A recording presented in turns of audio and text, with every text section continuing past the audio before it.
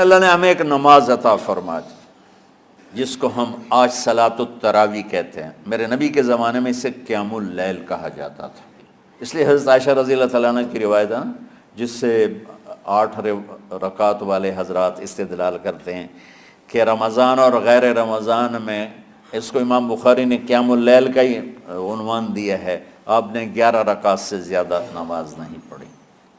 ایک ضعیف روایت میں ہے کہ آپ نے 3 دن پڑھائی نماز، یہ تو صحیح روایت ہے. کتنی رکعت پڑھائی؟ تو ایک ضعیف روایت میں ہے کہ 20 رکعت پڑھائی.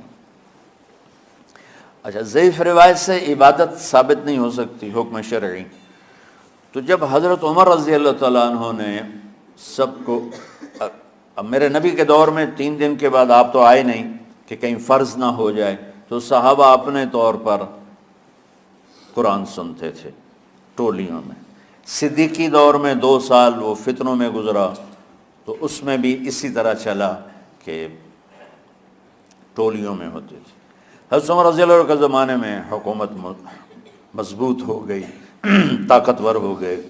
تو ابتدائی سالوں میں نہیں، چند سالوں کے بعد اب مسجد میں تشریف لائے تو لوگ اس طرح، کوئی 4 ادھر 4 ادھر 5 ادھر 10 ادھر 20 ادھر، تو کہنے لگے ان کو ایک امام پہ جمع کر دیا جائے تو کتنا اچھا ہوگا.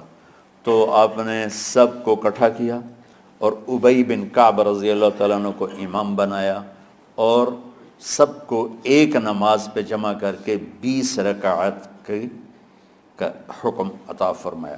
تو حضرت عمر کا یہ عمل اس حدیث کو مضبوط کر دیتا ہے کہ چونکہ میرے نبی نے کہا علیکم بسنتی و سنت الخلفاء الراشدین من بعدی، کہ میری اور میرے خلفاء راشدین کی سنت پر مضبوطی سے عمل کرنا. تو حضرت عمر کا جو 20 رکعت طے کرنا ہے، اگر ان کا اپنا اجتہاد ہے تو بھی ہمارے لیے عمل کے لیے کافی ہے، اور اگر ان کو یہ یاد ہے کہ میرے نبی نے 20 پڑھی تھیں تو اور زیادہ اچھی بات ہے. لیکن بہرحال جو 8 پڑھتا ہے ہمارا اس پہ بھی کوئی اعتراض نہیں، چونکہ وہ بھی حدیث کے ساتھ بات کرتا ہے، اور باقی پوری امت 20 پڑھتی ہے، ان پر بھی اعتراض نہیں. میں ایک جگہ سے گزر رہا تھا، نماز کا وقت ہو گیا، اہل حدیث کی مسجد تھی، میں وہاں نماز پڑھنے چلا گیا تو ایک بہت بڑا اشتہار لکھا ہوا تھا، 20 تراویح ثابت کرنے والے کو 5 لاکھ روپے انعام. کہ 20 تراویح، سینکڑوں سال سے امت کا عمل 20 تراویح آ رہا ہے. تراویح کا نام جو پڑھا، مجھے یوں لگتا ہے کہ اہل مکہ، یعنی اہل مکہ جو تھے نا، 4 تراویح پڑھ کے ایک طواف کرتے تھے، تو وہ آرام کے لیے ہوتا، ترویحہ آرام، تھوڑی دیر کا آرام. تو 4 تراویح کے بعد ایک طواف کرتے تھے، وہ چھوٹا سا طواف 10 منٹ میں ختم ہو جاتا تھا، اور پھر 4 تراویح پڑھتے تھے، پھر طواف کرتے تھے، پھر 4 پڑھتے تھے، پھر طواف کرتے تھے. یہ صحابہ کے تھوڑے بعد کے دور کی بات. تو مدینے والوں کو پتہ چلا کہ مکے والے تو یہ کرتے ہیں، وہ کہنے لگے اساں کی کریے. انہوں نے کہا اسی 40 تراویح پڑھیں گے، 40 رکعت. وہ 40 رکعت پڑھتے تھے. تو نوافل میں کوئی سختی نہیں کہ بھائی 8 سے زیادہ نہیں پڑھنی، بدعت ہو جائے گی، اور 20 پڑھنا بدعت ہے، یہ سب جہالت کی بات ہے. اور یہ 8 پڑھ رہے ہیں یہ غلط ہے، یہ بھی حماقت کی بات ہے. جو صحیح حدیث سے دلیل پکڑ کے کوئی عمل کرتا ہو تو بھائیو اس سے بحث نہ کیا کرو، مناظرہ نہ کیا کرو، یہ بہت نادانی والی بات. اور امت کا خلق، لاکھوں کروڑوں انسانوں کا ایک عمل پہ جمع ہونا، یہ بذات خود اس کی طاقت کی ایک دلیل. اور حرمین جب سے میرے رب نے، حضرت عمر نے 20 رکعت شروع کی، آج تک وہاں بھی ساری مساجد میں 8 رکعت تراویح ہوتی ہے، لیکن حرمین کی مسجد میں 20 رکعت، ادھر بھی ادھر بھی. اور یہ جو وہ وہاں ختم قرآن پہ دعا نہیں مانگی جاتی، یہ کس کا عمل ہے؟ حضرت عثمان کا. حضرت عثمان نے اپنے دور خلافت میں تراویح پڑھانے والے سے کہا جب قرآن ختم کرو تو دعا کرنا. وہ کہنے لگے جی کیا دعا کروں؟ کہ جو تیرے دل میں آیا کرنا. تو ختم قرآن کی رات تراویح کی آخری رکعت میں من الجنت والناس کے بعد دعا کے لیے ہاتھ اٹھانا، یہ حضرت عثمان رضی اللہ تعالیٰ عنہ نے اس کو زندہ فرمایا۔ اور امام دعا کرتا تھا 1 منٹ 10 منٹ 20 منٹ جتنے بھی، اور پیچھے لوگ آمین کہتے تھے۔ وطر کی جماعت نہیں ہوتی تھی، وطر کو باجماعت حضرت علی رضی اللہ تعالیٰ عنہ نے شروع کی کہ وطر کو بھی باجماعت پڑھا جائے، تو یہ ان کی سنت ہے کہ وطر کو باجماعت پڑھا گیا۔ تو اب یہ لہٰذا یہ سارے سنت جو کام ان خلفۂ راشدین سے ہوا وہ بھی سنت ہے۔ تو اللہ نے ہمیں ایک عبادت دے دی کہ میرا قرآن پڑھو اور سنو۔ پہلی امتوں کو تراویح کیوں نہیں تھی یا قیام اللیل کیوں نہیں تھا؟ کہ ان کو اپنی کتاب یاد ہی نہیں ہوتی تھی، وہ اپنی کتاب کے حافظ نہیں ہوتے تھے، وہ اپنی کتاب یاد ہی نہیں کر سکتے تھے، صرف نبی کو یاد ہوتی تھی۔ اللہ نے ہمارے لیے کتنا آسان کر دیا کہ 7 سال کے یہ چھوٹے چھوٹے بچے قرآن یاد کر رہے ہیں، 70 سال کا بوڑھا قرآن یاد کر رہا ہے۔ یہیں یہ مولوی یوسف صاحب کا ساتھی تھا، یا پتہ نہیں ان سے پہلے تھا، سلمان، مولوی سلمان، آج کل امریکہ میں ہوتے ہیں، ہماری ایک شاخ چلا رہے ہیں ماشاءاللہ۔ وہ شروع میں یہاں تھے، تو یہاں تراویح پڑھانے کے لیے ہمارے پاس حافظ کوئی نہیں تھا، وہ حافظ نہیں تھے، وہ صبح بیٹھ کے شام تک 1 سپارہ یاد کرتے اور رات عشاء کی نماز میں سنا دیتے۔ 30 دن میں قرآن یاد کر کے سنا دی۔ مطلب یہ سنی سنائی بات نہیں، ہمارے اسی حسنین، اسی ممبر اور محراب کی بات ہے کہ یہیں اسی مسجد میں انہوں نے صبح سے مغرب تک یاد کرتے تھے اور پھر عشاء میں کھڑے ہو کے سنا دیتے تھے۔ پیچھے ہوتے تھے لقمہ کوئی دینے والا شاید، لیکن بہت خوبصورت پڑھ کے 1 دن میں یاد کر کے سنا دیا۔ اور ایک مجھے نام بھول گیا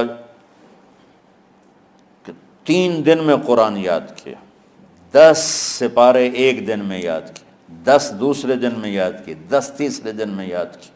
وَلَقَدْ يَسَّرْنَا الْقُرْآنَ لِلذِّكْرِ فَهَلْ مِن مُدَّكِرٍ۔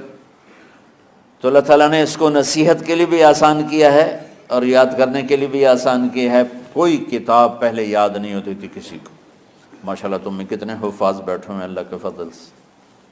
تو اللہ نے ہمیں رات کی نماز عطا فرمائی، اور چونکہ یہ ایک مشقت ہے تو میرے نبی نے کہا یہ رات کی نماز کے ہر سجدے پر 1500 نیکی لکھی جاتی، 1500 نیکی لکھی جاتی۔ اور اللہ تعالیٰ ہر سجدے پر جنت میں ایک محل بناتا ہے جس کے 60,000 سونے چاندی کے دروازے ہوتے، اور ایک درخت اس کے لیے لگاتا ہے جس کے نیچے 100 سال گھوڑا دوڑ سکتا ہے۔ تو رمضان کا اہتمام آپ رجب سے شروع فرما دیتے تھے۔ میرے نبی نے 9 رمضان دیکھے، 9 رمضان اپنی زندگی میں، 9 رمضان۔ 10ویں رمضان سے پہلے آپ اللہ کے پاس تشریف لے گئے۔ آپ کی زندگی میں روزے فرض ہونے سے آپ کی وفات تک 9 رمضان گزرے، اور میں قربان جاؤں اپنے نبی پر، اپنی امت پہ کیسی شفقت تھی۔ آپ سحری کھاتے تھے بالکل آخری وقت، ادھر بلال اذان دے رہا ہے اور ادھر آپ آخری لقمہ کھا رہے ہیں، اور ادھر سورج نیچے ہوا اور آپ کھجور منہ میں۔ ایک آدمی اوپر کھڑا ہوتا تھا مدینے میں تو وہ چھت پہ، گھر کی چھت پہ کھڑا ہوتا تھا، سفر میں ہے تو وہ کسی پہاڑی پہ کھڑا ہوتا تھا۔ جو ہی سورج کا کنارہ نیچے جاتا اب فوراً وہ کہتا یا رسول اللہ قد غربت، تو آپ کھجور منہ میں ڈال لیتے تھے، یا پانی، کبھی پانی سے افطار فرماتے تھے، کبھی کھجور سے افطار فرماتے تھے کہ میری امت پہ بھوک کا وقت کم سے کم آئے۔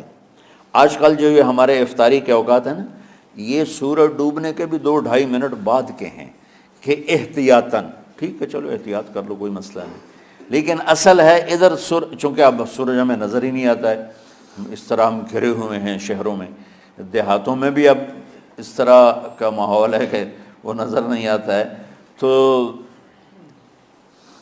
بہتر کہ ادھر سورج غائب ہو ادھر لقمہ منہ میں جائے، لیکن یہ تب ہے جب آپ نظر آ رہا ہو۔ اب جب آپ یہاں بیٹھے ہو حسنین میں تو یہاں تو کوئی سورج نظر نہیں آئے گا، یہاں تو منار ہی نظر آئے گا، تو لہٰذا احتیاط ٹھیک۔ ہمارے اہل حدیث بھائی وہ 2 منٹ پہلے ہم سے افطار کرتے ہیں، تو بڑی اچھی بات ہے کہ سورج کے غروب ہونے کا جو اصل وقت ہے اس کے ساتھ ہی افطار کرنا۔ اور سحری میں ایک واقعہ سناتا ہوں، آپ سحری کھا رہے تھے، بکرے کی سری پکی ہوئی تھی، تو مولا علی رضی اللہ تعالیٰ عنہ اور عرباض بن ساریہ رضی اللہ تعالیٰ عنہ آپ کے ساتھ کھانا کھا رہے تھے۔ تو حضرت بلال ہے، یا رسول اللہ وقت ختم ہو گیا ہے، میں اذان دینے جا رہا ہوں، آپ برائے مہربانی کھانا پینا بند کریں۔ اور یہ کہہ کر چلے گئے۔ ایک انصاری عورت تھی، اس کے گھر کی چھت پہ چڑھ کے اذان دیتے تھے۔ چڑھنے لگے تو پھر واپس آئے کہ دیکھوں اللہ کے نبی نے کھانا چھوڑ دیا یا نہیں۔ آ کے دیکھا تو وہ کھا رہے تھے۔ انہوں نے کہا یا رسول اللہ واللہ لقد اصبحت، یا رسول اللہ اللہ کی قسم سحری کا وقت ختم ہو گیا، صبح ہو گئی۔